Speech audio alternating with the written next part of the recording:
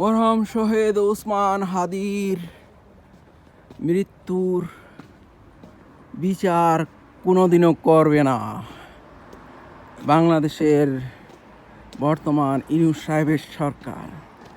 কারণ ইউনূস সাহেবের সরকার জানে কারা কারা এটা করেছে। আর ইউনূস সাহেব যেহেতু পরবর্তীতে বাংলাদেশের ক্ষমতায় থেকে যাবেন, আগামী নির্বাচনের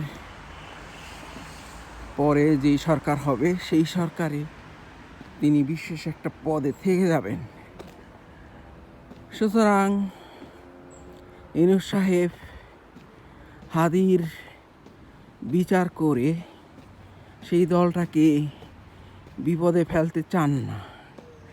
কারণ সেই দলটা কিন্তু এখন আওয়ামী লীগারদের সাথে বন্ধুত্ব করেছে, আর সেই বন্ধুত্বের বিনিময়ে আওয়ামী লীগারদের তারা নিরাপত্তা দিয়ে যাবে। এজন্যই আওয়ামী লীগাররা যদিও ভারতের চেলা, ভারতের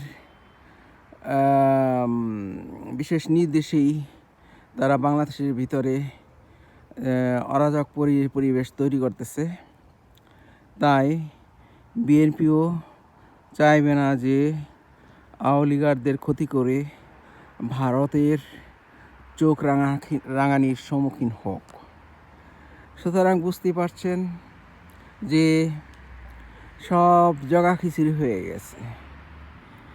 হাদির বিচার তারা করবেন না।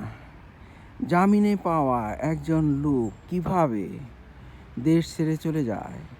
জামিনে পাওয়া লোকটা যে নাকি 17 লাখ টাকা চুরির জামিনে পাইছে চুরির মামলায়, সেই লোকটা কিভাবে নজরদারির বাইরে থাকে? সে তো 24 ঘন্টা নজরদারির মধ্যে থাকবে। তার ফোন সবসময়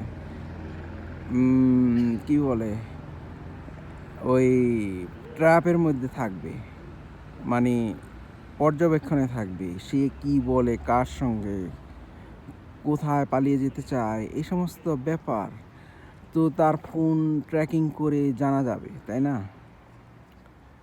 আপনারা হানি ট্র্যাপ দিয়ে মানুষের ফাঁসান, ফোন ট্র্যাক কইরা ফোন ট্র্যাপ দিয়া ফয়সুল্লাহ শেষরারে ফাঁসাইতে পারলেন না। আপনারা সরকারে আছেন কি জন্য?